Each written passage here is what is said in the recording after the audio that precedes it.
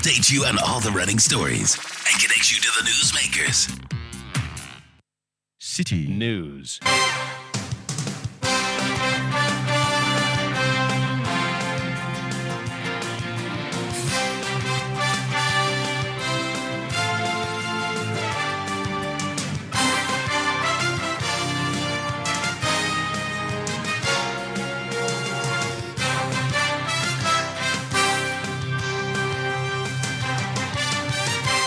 It's midday. Hello, good afternoon, and welcome to Citi Prime News. My name is Zoe Abubedu Ado, and I'm here with Charles Owusukumi. Coming up, Ghana National Association of Teachers demands the payment of 20% allowances for teachers in underserved areas on World Teachers' Day today, citing the need for motivation. Teachers are teaching in deprived areas, and we want to add our voice to the union's arrangement for government to pay the approved 20% salary for teachers working in deprived areas.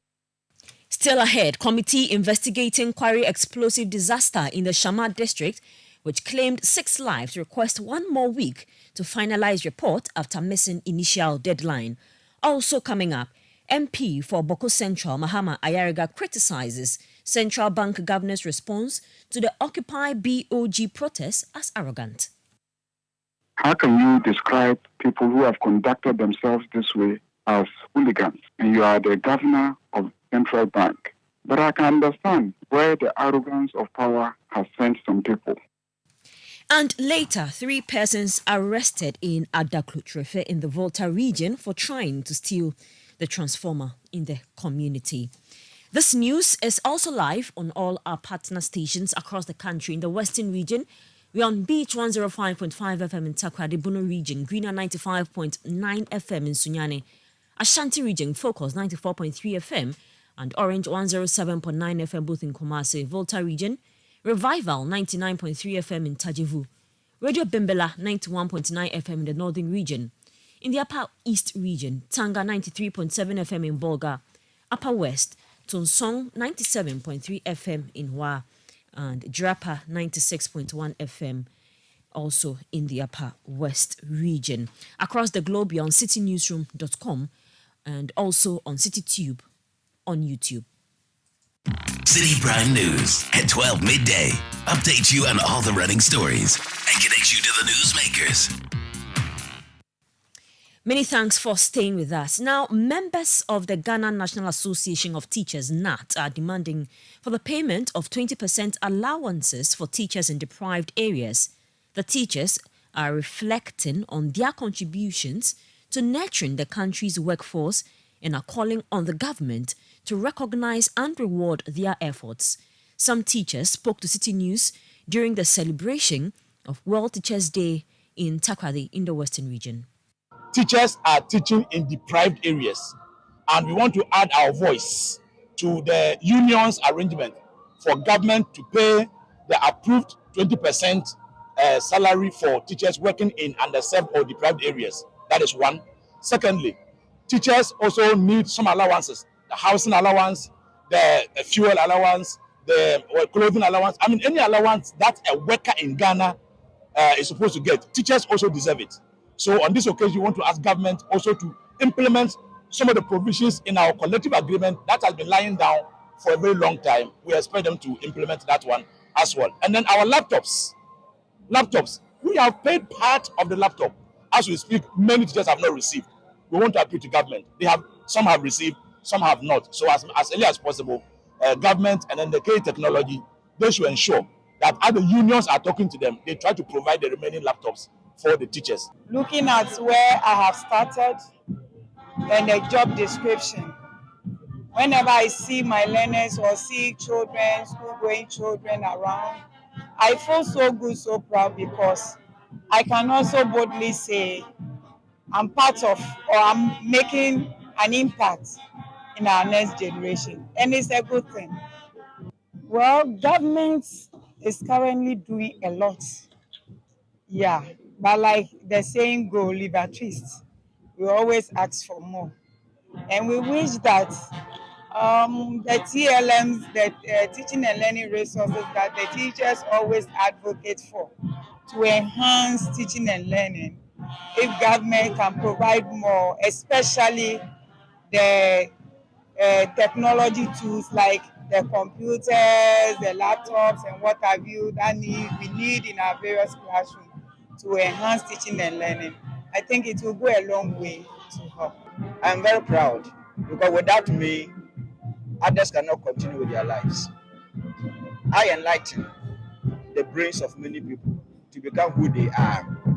From nursery up to secondary school, we push people to the universities.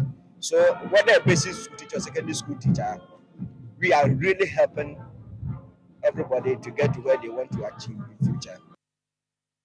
So you heard some teachers speaking to Citi News as the world commemorates World Teachers Day. Meanwhile, the Blind Teachers Association is urging the government to tap into the full potential of visually impaired teachers and provide them with the necessary equipment to facilitate effective teaching.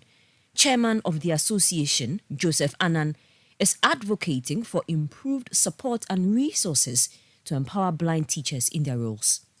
We face a lot of problems, especially as to materials we use in teaching. And then even where it is possible, it is there. It should be braille. Braille is a medium of expression. So it should be braille. Some of them are not braille. So if you are a visually impaired teacher and you are not ICT inclined, then the teaching becomes a little bit difficult for you. One proposal is that they should cater for the special needs of visually impaired teachers. And then the second proposal is that in their projects, they have to try and then let it be a bit friendly for our members. And then sometimes moving about the school compound is even a problem. Sometimes you see a school where you have visually impaired teachers and gutters are open. So if the government can help in that way and also provide certain facilities, assistive technology equipment, for instance, our teachers who are not ICT inclined can be taken through ICT lessons so that they can use their laptop and projectors in class. And I think that will help them. And then we can also use Excel to record our assignments and examinations. That will make the work a little bit easier for us. Joseph Annan is the chairman of the Blind Teachers Association. We'll still stay on the World Teachers Day and move to Bechile, where the Bechile KKMA Primary School in the Katamanso district of the Greater Accra region, some teachers there have expressed their dissatisfaction with a lack of motivation to carry out their daily duties. Gloria Krama Nyako, a basic 2 teacher at the school, stated that if it were not for her age, she would have considered changing her career because the motivation for the teaching profession has significantly decreased in recent years. In an interview with Citi News, she attributes the decline in motivation to a lack of resources provided by the government, including learning materials and infrastructure. I will bring you that voice in a subsequent bulletins. Charles has other stories. Yes, Member of Parliament for Boku Central, Mahama Ayariga, has criticized the response of the Bank of Ghana governor to the Occupy BOG protest led by the minority group. Governor of the Central Bank, Dr. Ernest Addison, was unavailable to receive the petition from the protesters and described the demonstration as a needless exercise by hooligans who could have used other channels to express their grievances. In response to the governor's comments, Mahama Ayariga expressed his lack of surprise, suggesting that the governor's response displayed arrogance. To call your members of parliament hooligans, people who have written to the police to demonstrate, the police, raised issues, they went to court, we postponed the demonstrations 2 times, we went to court, we responded, we went back, we had meetings with the police, we came to a clear understanding on the route, the date, the destination, everything. And anybody who monitored the protest march saw that it was one of the most peaceful, orderly, well-organized protest marches that you would ever have in this country, led by no main person, the minority leader, and the national chairman of the NDC, Mr. Asedin Katia. and then leading members of Arise and PNC and other parties. How can you describe people who have conducted themselves this way as hooligans? And you are the governor of Central Bank. But I can understand where the arrogance of power has sent some people. Mahama Yariga also claimed that Parliament's oversight of the Bank of Ghana is limited, hence the minority's use of a protest march, which is a constitutional right available to all citizens to voice out their grievances. The control that the Parliament has over the Bank of Ghana is very limited. There are specific provisions requiring that he reports, but there are no provisions empowering Parliament to really take action against the bank itself. Don't forget that the architecture of the Constitution is to, as much as possible, insulate the bank from political control. That's the whole architecture. At the same time, it creates a reporting obligation on the part of the bank to the Parliament so that they know what is happening there. But the control is limited. Could that be why he basically is saying, look, I mean, leave me alone. I have no recourse to you. Because that is why public protest and a demand for him to leave office for incompetence becomes your main tool against him. That's why the democracy is fashioned that way. It's the whole democratic system. There's an architecture. You could go to court, you could go to Parliament, but you could also engage in public protest using the freedom of expression that the Constitution guarantees you to mount pressure for those in authority to act properly. Mahama Yariga is Member of Parliament for Boku Central. The 9-member committee established by the Western Regional Coordinating Council to investigate the quarry explosives disaster that occurred on September 9, 2023 in the Kobina, Ando and to Aboso area of the Shamar district has failed to complete its work within the mandated 3-week period. The committee, established on September 11, had the task of investigating the cause of the explosive disaster at the Chinese-owned STA Adams Umni site, which resulted in the death of 6 people. They were also tasked with examining the permitting status and making recommendations to prevent such incidents from happening in the future. However, the Western Regional Minister, Kwabena Okyere, in an interview with Citi News, says the committee has requested an additional week to complete its work. They have not finished. They've come to ask for an extension to do some extra work in some of the communities. So I'm hoping that next week, by Tuesday, they should present.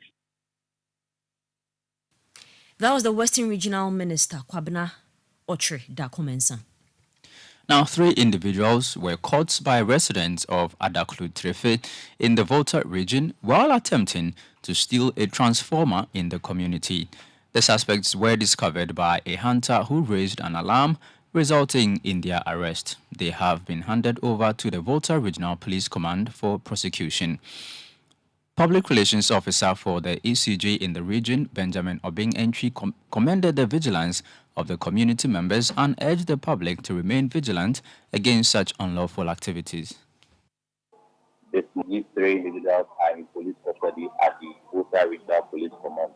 What they wanted to do was they wanted to show the transformer serving the community.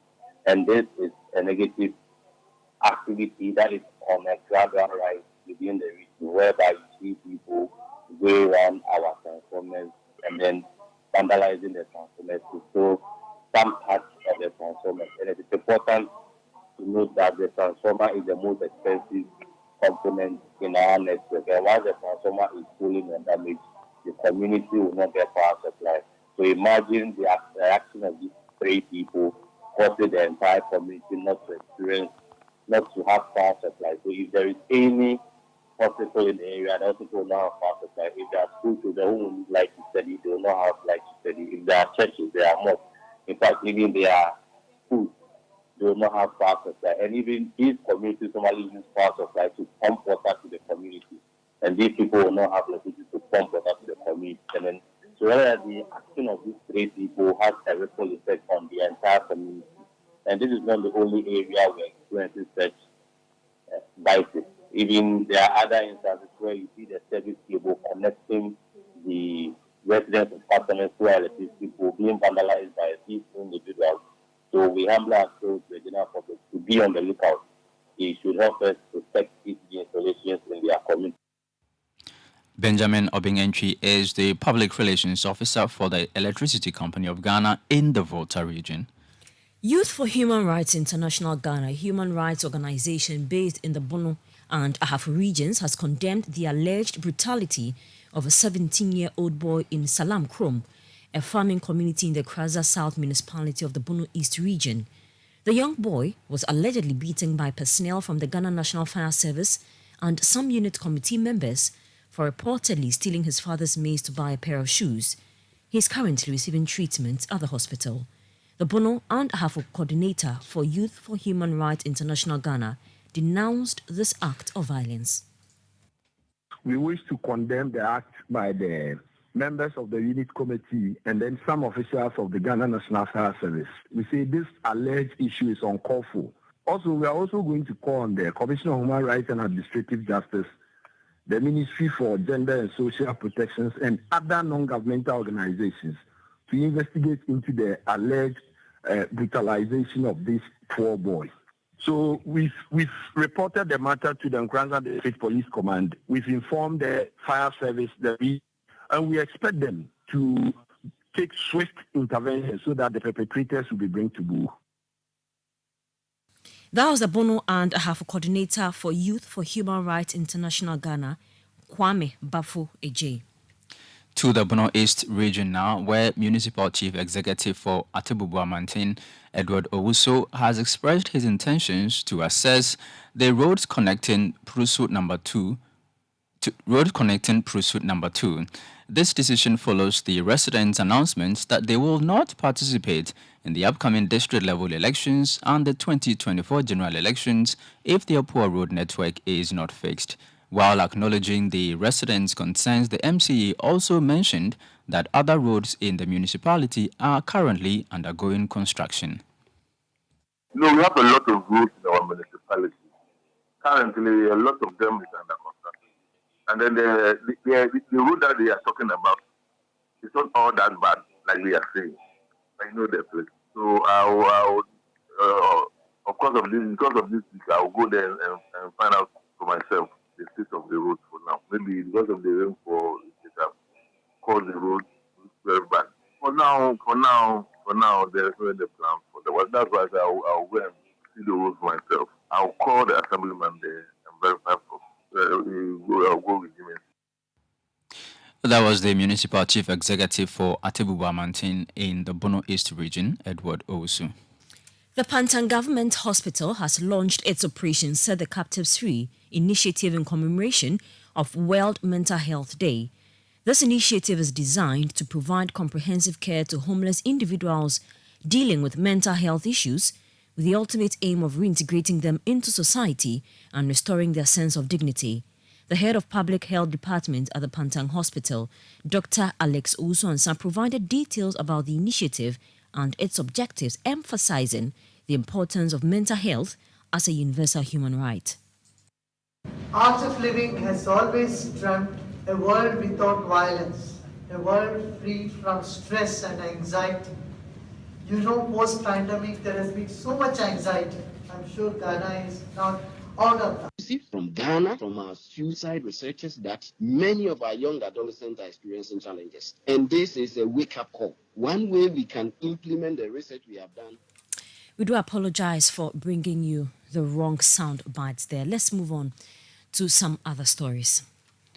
The Member of Parliament for Ablekuma South, Alfred Okovandapoy, has expressed the readiness of members of Parliament from the minority side to support whoever the 2024 NDC flag bearer selects as running mate. He noted that the choice of Professor Jane Nana Opukwajiman as the running mate in the 2020 election had a positive impact on the party's vote count. Therefore, continuing with a similar candidate in the upcoming general election could enhance the party's chances. However, Alfred Okovandapoy says the final decision regarding the running mate will be made by John Mahama and the party's leadership. choice of a running mate, I don't think that should be an issue for us. And I don't think it is an issue. We went to the 2020 elections with His Excellency John Dramani Mahama and with a running mate.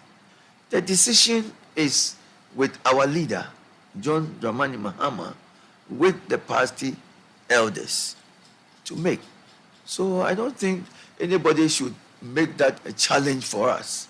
I think that we had a team in terms of flag bearer and running mate for the 2020 elections.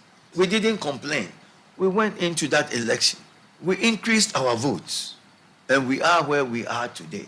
If the flag bearer decides that he's going to keep the same team, I think we will all work with that. That decision will have to be made by the flag bearer and the party elders. And we are all praying that the decision that they make, we as MPs and members of the party, we will all follow it and unite our party and win the 2024 election.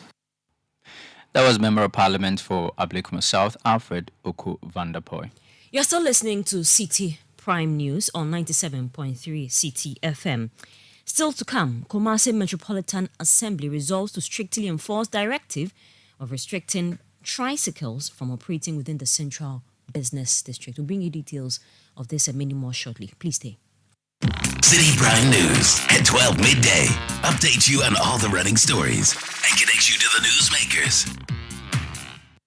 Isn't it amazing how something as simple as clean hands can change the world around us? Let's take a moment to appreciate the power of clean hands. Imagine the possibilities when you keep your hands clean. Allow me to remind you of some 5 instances when clean hands can make all the difference. Before indulging in your favorite banku, gobe or wache. After a visit to the restroom. While caring for a loved one who needs your support. Right after you've sneezed, coughed, or handled a tissue. And every time you touch public surfaces. Think about it. Clean hands mean our children can go to school without worries, our hospitals can provide top-notch care, and our workplaces can thrive. These moments might seem trivial, but they keep you and those around you safe and healthy. This message is brought to you by WaterAid Ghana.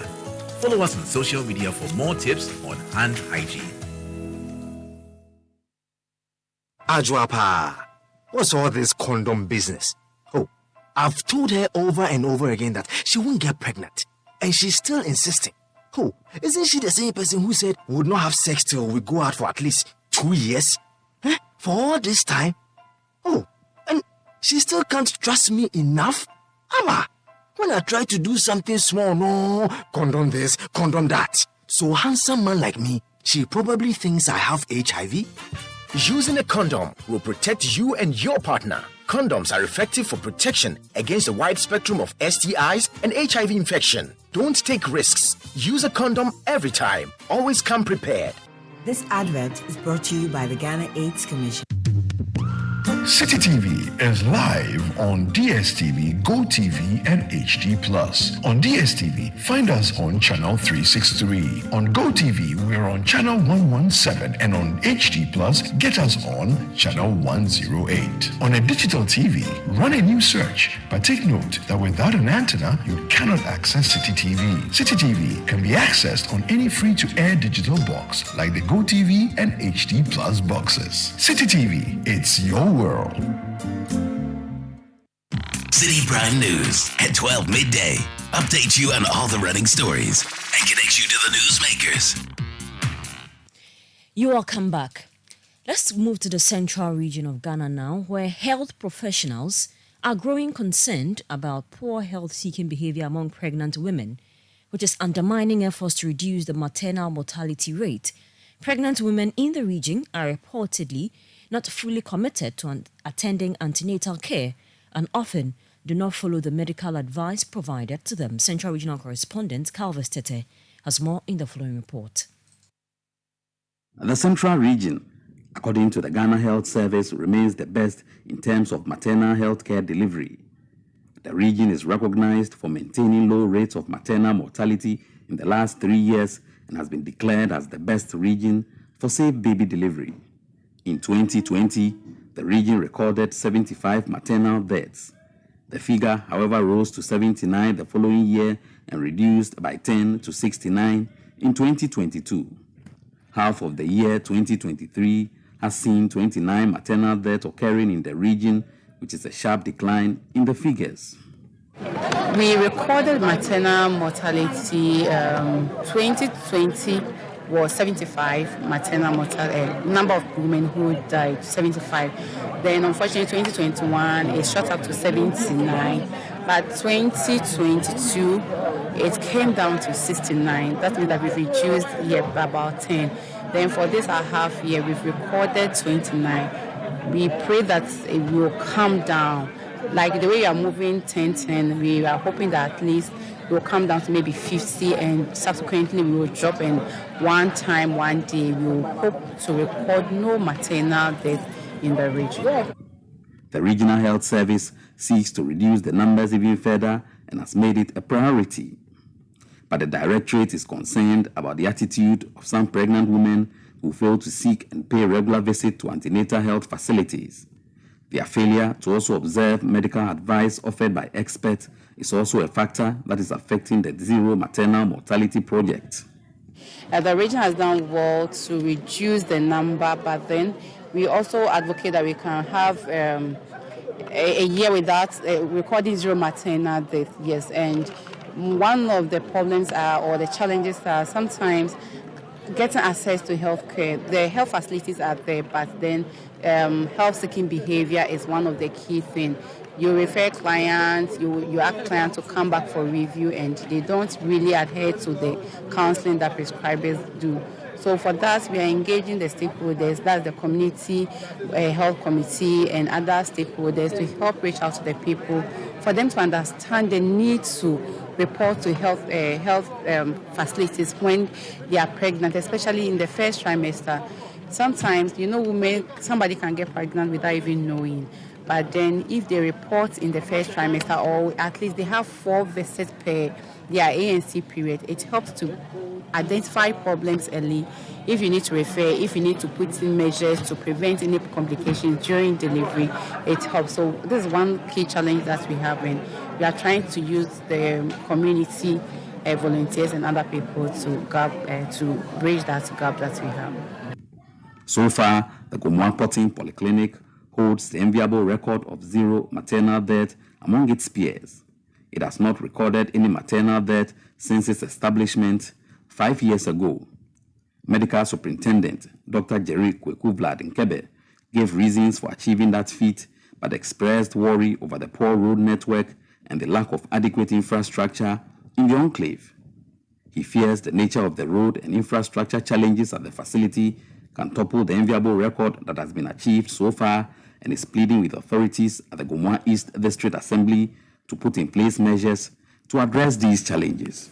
When it comes to delivery of a woman, it is a multidisciplinary approach. The society in itself plays, and we are talking of socioeconomic barriers. People report to the hospital late. We are talking of the 3 delays. Delay in reporting to the hospital, delay even in the facility itself.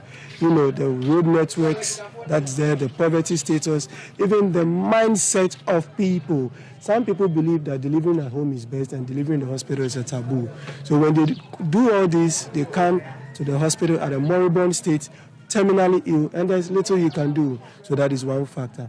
On our aspect as healthcare, I'll talk about logistics that we need to save lives. Sometimes, if you look at the data as it stands now, the leading cause of maternal mortality is hemorrhage, as far as Central Region is concerned. And second is preeclampsia or eclampsia. Hemorrhage, is loss of blood. Eclampsia is where a woman goes into a fit, she convulses, and there's extensive brain damage, there's extensive kidney damage, and there's liver damage. In fact, when 3 organs of a human being are going down, that is a person losing his or her life. But when we talk about systems or medical equipment that can help, one thing that comes into sharp focus, aside all what I have, is dialysis. Dialysis is something that is a game changer. That is able to save the kidney, that is able to save lives. The use of a ventilator. So these things, when they come to bear, they can help. If they are not there, we continue to record the mortalities. The last aspect is the human resource. As we speak now, there are droves of medical personnel that are leaving their country to greener pastures due to the pull factors and the push factors from here. Once we don't have committed staff to man this equipment, whether they are there or not, then we still have factors mitigating the safe motherhood, safe delivery of our mothers and our sisters and our aunties, and for that matter, children who will be left at home, who become motherless and become social deviants and a problem to society. When you're talking about road, what you are actually talking about is access to medical care. Without a road, there is no access. If there is a road and the road is not pliable, there is no access. And once access is denied, then there is no health care. And once there is no health care, then the mortalities and the morbidities come in. So road is a very crucial component as far as the healthcare delivery system is concerned. In Gomorrah, we've had some challenges, but we continue to strive and to hope that things would improve so that accessibility by way of road network will be improved. The Central Regional Health Directorate is aiming to achieve a zero mortality rate this year. The Directorate says they are putting in measures to ensure that that is achieved. Carvis Tete, City News, reporting. And in studio, my name is Zoe Abubeidu Ado, and I'm here with Charles Owusu Kumi. Let's turn our attention to sports now. Ket Okoeko, the president of the Ghana Football Association, has been re-elected for a second term. In a largely uncontested election held in Tamale, he received an overwhelming majority of votes in his favor, with 117 in his favor and 2 against him. Now let's speak to our Northern Regional correspondent, Shawana Yusuf, who is live at the events ground to give us details of this. How is the atmosphere, Shawana? We know that there was an injunction application. The atmosphere prior to this election has been a tense one, but what can you report from the events grounds today? Okay, thank you very much. From the grounds this morning, from morning till now, it's been peaceful.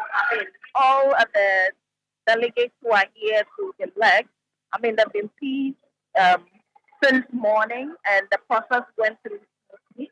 Ket Okoeko has been re-elected, and majority of the people are happy because he pulled majority of the votes out of 200 votes, 120 votes that were actually casted. He got 117 in his favor and just 2 against him, 1 being an absent. So, it's been good so far. All right. Apart from the elections of the president, which brought about a lot of controversy, we know that there are other positions that were vied for. What can you tell us about those results or those elections as well? Okay, so there was the election of the Women's Premier League representative, and Gifty Owari pulled all the 20 votes that was actually casted for this particular position. So she emerged victorious with 20 votes. And there was also the election of ESCO representative for the Premier League, and there were 18 people who actually casted their ballot in this election. And in this one, we have 10 candidates vying for this position. But they needed only 5 people to take up this particular mantle. And Randy Abe emerged as the first person among the 10 who were vying with 12 votes, followed by Frederick Echampong with 11 votes. Nana Safo Odino also pulled 10 votes. James Kwesiapia also had 10 votes. And then there was a tie between Kingsley Osebonsu and then Elon Amande, who both of them pulling 9 votes each. So what the settings say is that if there is a tie, they need to take it again. They took it again for the second time, and they came out again with 9 votes each. So they were supposed to, what the settings also indicates in this case was that if there is a tie and you take it again and there is a tie, they need to wait until the next Congress. So that will mean that they would work with the 4 members for the Premier League representative, but the CAF member or CAF representative who is present here for the election in the person of Colonel Kosi Akovi actually indicated that they should take it again for the second time. But this time they should give them 5 minutes each to go and campaign and then see how best the results would change. And when they took it again for the third time for this, the 5th person to join the Premier League representatives, it emerged that Kingsley Osebo hold 12 votes, and then Elona Mandi got 6 votes. So Kingsley was added up to the already 4. That's Randy, Frederick, Nana Safu, and then James Christie. How Kingsley joining them to make up the 5 people they needed for the Premier League position. So that's what I can report from here. Thank you very much for that report, Shawana. Shawana Yusuf is our Northern Regional Correspondent reporting from Tamale, where there was elections. President of the GFA, Keto Kweku, has been re-elected for the second time, and he just heard her there talking about the other positions that were vied for. Let's move on to the Ashanti region. Okay, Charles. The Kumasi Metropolitan Assembly, it says it has observed a high level of compliance with the directive restricting tricycles from operating within the Central Business District of Kumasi.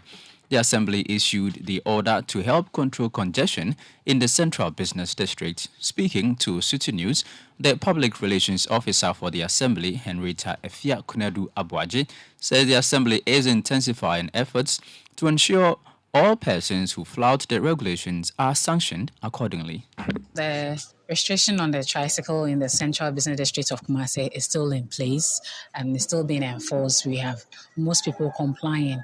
Unlike when we started, we could impound a lot of tricycle, but we realized that as the engagement goes on or has been going on, the number that we impound a day has drastically reduced. Sometimes we even go and we are not able to get any to impound.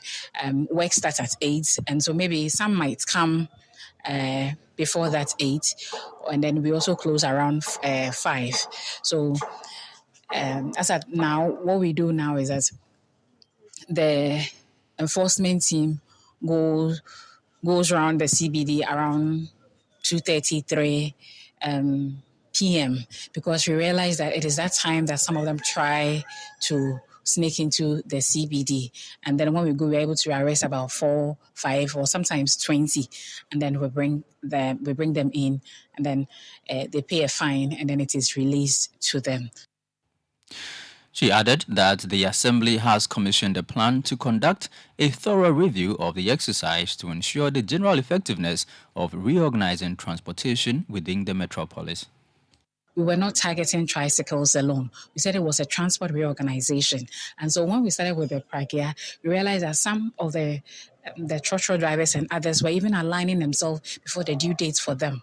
And so we attest to it that it has reduced, congestion has reduced, not mainly from the Pragia people, but other contributing factors such as the trotro, the taxis and all others have also complied. Not fully, but they have. And then what we are also doing with regards to the trotro and taxis is that we are doing data and collection exercise. Henrietta Efia Kunedu Abuaje is the Public Relations Officer for the Kumasi Metropolitan Assembly. The Eastern Regional Coordinating Council has expressed its commitment to supporting smallholder farmers and farmer associations in the region to obtain certification for the agricultural and processed food products from regulatory authorities. This move is aimed at enhancing the country's export efforts and improving the livelihoods of farmers. The Eastern Regional Minister, Seth Kwame Champon, highlighted this during the 3rd edition of the Eastern Commodity Satellite Fair, which showcased well-branded and packaged agro-based and agro-processed products developed in the region. The things we started with, we've been able to sustain them. So sustainability has been assured. To add on, we have seen new value additions, new commodities. For the first time, I saw a mixture of precursor and red oil. I'd never seen that before. Today, I'm witnessing the same. It goes further to also showcase that you can produce yogurt out of the plant taro, and I see taro yogurt. These value additions grants me the hope and the confidence that the decision to enable all assemblies, municipal and district assemblies in the region, to try their hands on one commodity that they have a competitive as well as a comparative advantage over and own that product has been a worthy cause. People have taken it up and people have developed products. Packaging is improving. Today I looked at most of the products on display. The packaging is improving. Eastern Regional Minister Seth Kwame Echampong, for her part, the Eastern Regional Director of Agriculture, Habiba Yusuf, expressed worry about the current 30% post-harvest losses. She says the Directorate will focus on post-harvest management going forward.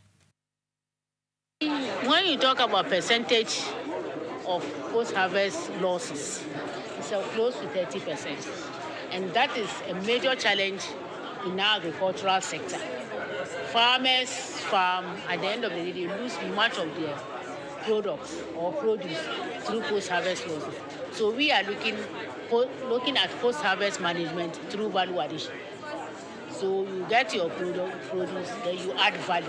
Adding value does not necessarily mean maybe grinding milling. Even at the raw stage, just primary processes, washing and removing those that are spoiled to prolong the shelf life of the rest is key. So we are looking at minimizing post-harvest losses and then increasing farmers' returns, which will result into improved income and livelihood for our farmers. That was the Eastern Regional Director of Agriculture, Habiba Yusuf. You're still listening to Citi Prime News. We'll hear from the National Food Suppliers Association, who say they are yet to receive payment for food supplied to senior high schools this year. We'll be right back.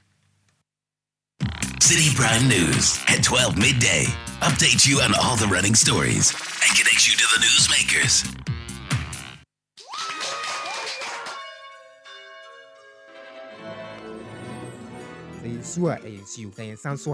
Happy birthday to you. Ashes to ashes, dust to dust. Throughout all life-changing moments such as graduations, weddings, funerals, birthdays, ATL is there to ensure you're never out of style. When you think fabric, think ATL. Log on to atlfabrics.com. Order and buy your favorite ATL fabric. You can also visit our shop at number 40 Kwame Nkrumah Avenue, opposite the Swansea Shopping Arcade at Accra Central. Also available in leading fabric dealer shops in Accra, Kumasi, and Cape Coast.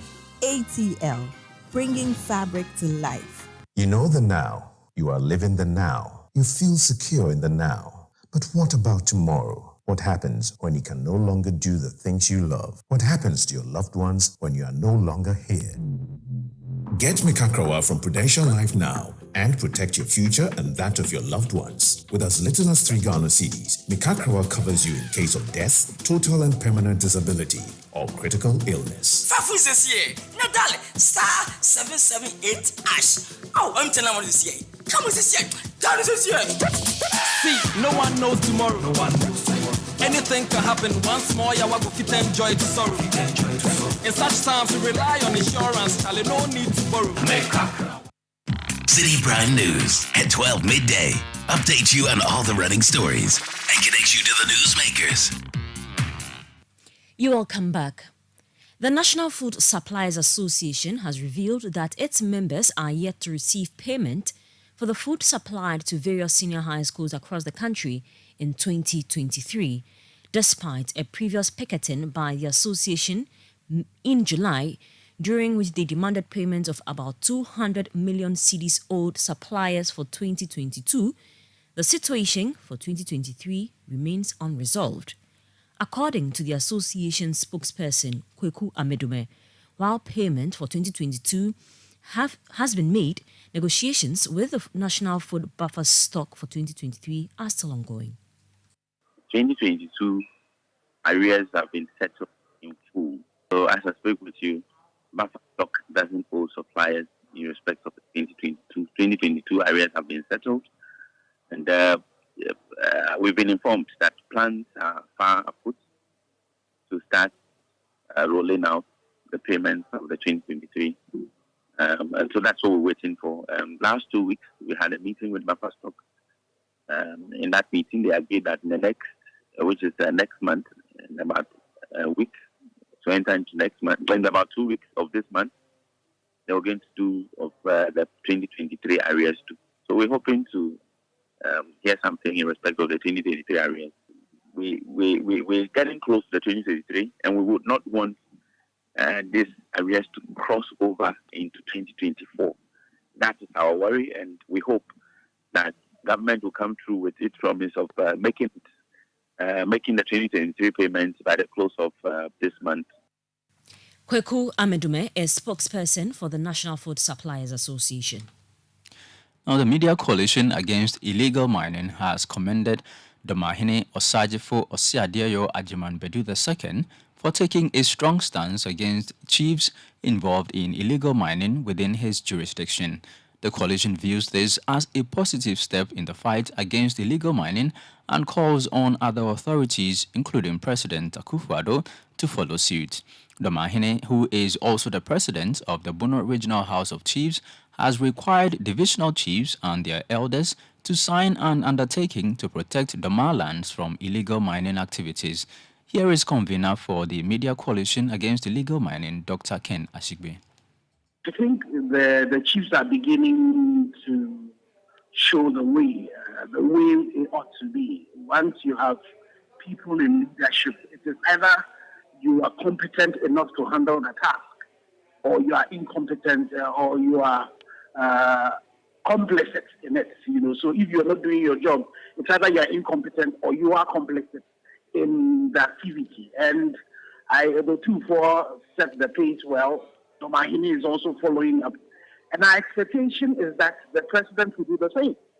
You have district chief executives, you have municipal chief executives in communities where they are supposed to be the DC, the chairpersons for the mining committees, and then the chairpersons for the security committee. So the challenge you have is that why is it that these people are still in office?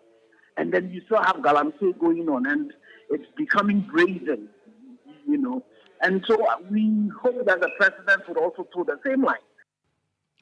You heard convener for the Media Coalition Against Illegal Mining, Dr. Ken Ashigbe. Also still on illegal mining, Nafusaini Seidu Pelpo, the overlord of the Wala Traditional Council, has called on the government to take immediate action to halt illegal mining in the Upper West region. He expressed concerns about the extensive land degradation and pollution of the region's water bodies, which are vital for the livelihoods of the local population. The WANA emphasized the importance of community collaboration and education to raise awareness about the harmful effects of illegal mining and to advocate for its cessation. To education now, Africa Education Watch, an education think tank, is calling for innovative approaches to help local assemblies secure funding for education infrastructure projects within their areas. They argue that the government's practice of capping earmarked funds for education infrastructure is likely to continue, so alternative methods must be explored. This call comes after a research study by the think tank highlighted significant deficiencies in basic school infrastructure in certain municipalities. The executive director of Africa Education Watch, Kofi Asari, believes that implementing these changes will improve the quality of education for underprivileged individuals in these areas. Bearing in mind that we have gotten to a point in our life, in our national career or national life, where the Ghana Education Trust Fund and other national level funds that usually supported the development of basic education infrastructure have either been capped or, have declined in terms of their strength. And that is why it makes it very, very relevant for local government stakeholders, education stakeholders, and the entire, citizenry to have a conversation around innovative ways of supporting district assemblies to live up to the mandate of providing basic schools so that the poor, urban or rural, will be able to access basic education. And let's not forget that according to the Ghana Statistical Service, 1.4 million children are not in school in Ghana, out of which 400,000 have never set, out of which 1 million have never set their foot in school. The only way we can ensure that the 1.4 million children aged between age 4 and 17 have an opportunity to enjoy an education is for district assemblies to to expand their capacity to build more schools so that the poor and vulnerable who are unable to pay for private education can access public basic education. Kofi Asare is the Executive Director of Africa Education Watch.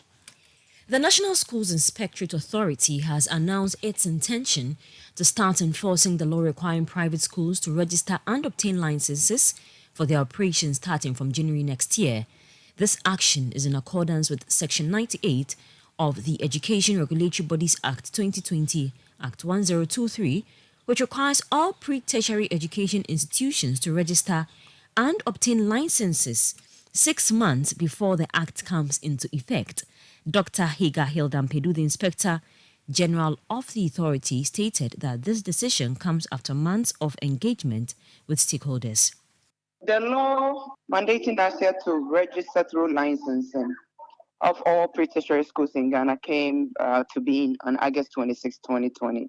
And so since then, we've done all manner of stakeholder engagement trainings to equip schools for them to understand the components of the law and what it says they should do. We believe at NASIA that we've given enough time, it's been 3 years, for schools to understand the law and to comply.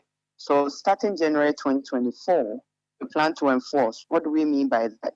If you are a school, private school, who has not acquired a license from us to operate a facility called a school in Ghana, then you are in violation with the law. And then the law allows us certain rights that we are going to ensure that we put in place starting January 2024. Dr. Higa Hildampedu is the Inspector General of the National Schools Inspectorate Authority. The chairman of the Health Committee of Parliament, Dr. Nana Ayuafriye, says he understands the Kolebu Teaching Hospital's attempt to increase dialysis fees. The Efijase Ascori Member of Parliament suggests that while the hospital may have erred in how it implemented the new fee structure, there may be justifications for their decision. This perspective comes after members of the Parliamentary Committee conducted a visit to the hospital to investigate the situation.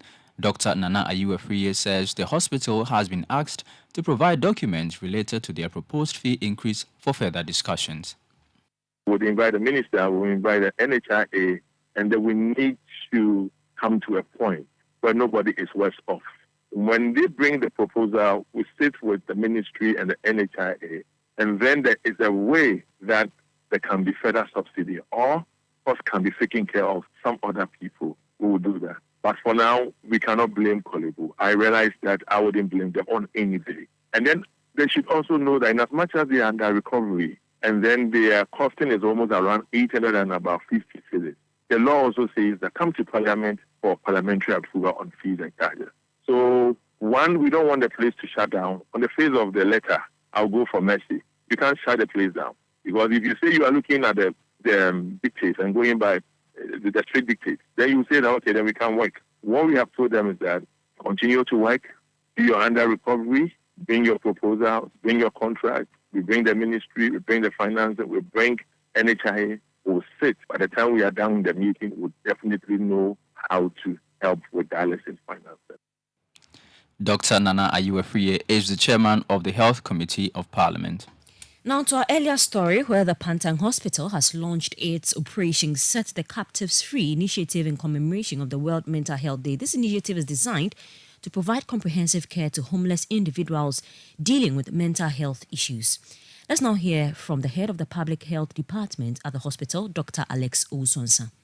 The Mental Health Authority estimated around 2,000 homeless mentally ill people in just Accra and Tema and over 10,000 people in Ghana. So it tells you that it is a big public health issue that needs to be addressed. So what we seek to do is we identify these homeless mentally ill people on the streets, and then we pick them up from the streets. We provide all the care they need for them, not just psychiatric care, but their physical care that they need as well. We trace their families. Once we identify their families, we educate them on their clients' mental health condition. We give them general mental health education to improve their mental health literacy.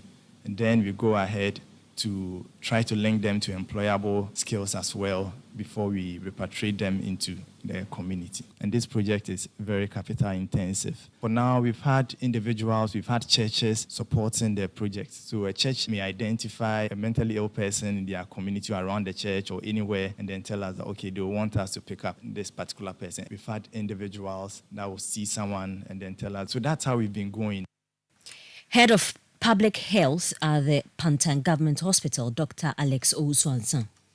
Now, the safety of road users crossing the Oti River at Chichagi Riverbank in the Nanumba South District of the Northern Region is under threat due to the rising water levels, which have submerged parts of the road, posing significant danger.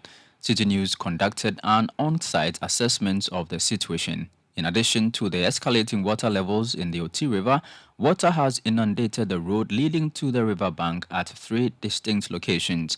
Our Northern Regional correspondent, Mohammed Aminu Alabira, visited the area and provided this report, which was read by Zoe Abubedu Ado. Across the country, the issue of roads has been the concern for many.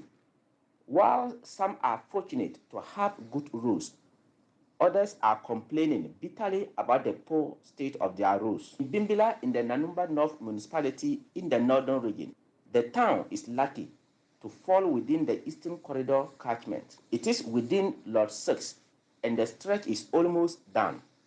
Currently, from Damankung in the Oti region through Bimbila, Yendi to Gushago, the road is almost complete. The contractors are currently busy working on the Bimbila and Yendi town dual carriage.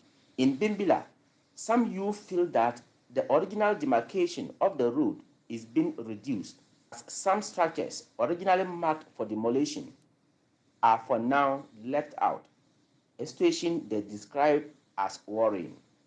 The Nanumba Youth for Development are unhappy about the state of work ongoing.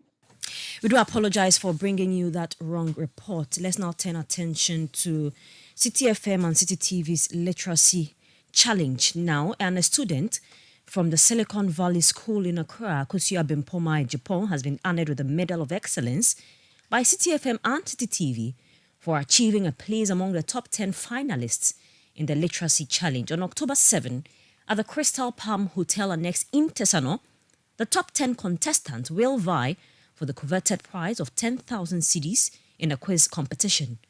In an interview, Citi News, Akosua Ejapong expressed her determination to win the competition. I'm happy. I'm really excited. I'm thrilled, yeah. Is this your first time? I tried writing it once, the year my sister was writing, but I guess I backed out. So Why did you back out? I think the topic wasn't really familiar with me, so I said then I'll try maybe a year to come or next 2 years, since I was in JHS1 at that time. So I tried this time whilst I was in JHS3 and it worked out. Yeah, I was able to write the story and get into the top 50. And I was able to write the aptitude test and get into the top 10. And I'm proud of myself. I'm really happy. Since my sister was second, I'm expecting to go higher. So I would take the cash prize and the bragging rights. Yeah. That was Akosua Bepoma Ejapong, and she's a top 10 finalist in the Citi FM and Citi TV Literacy Challenge. The recipient's colleagues also had commendable words for her. I'm really proud of her though, and I wish I could also be like her. She has really inspired me to study hard and also make it. So do you have plans of contesting? Yeah, seeing how she has made it, it has given me the motivation to also try, and hopefully I'll make it. Okay, so what message do you have for your friend?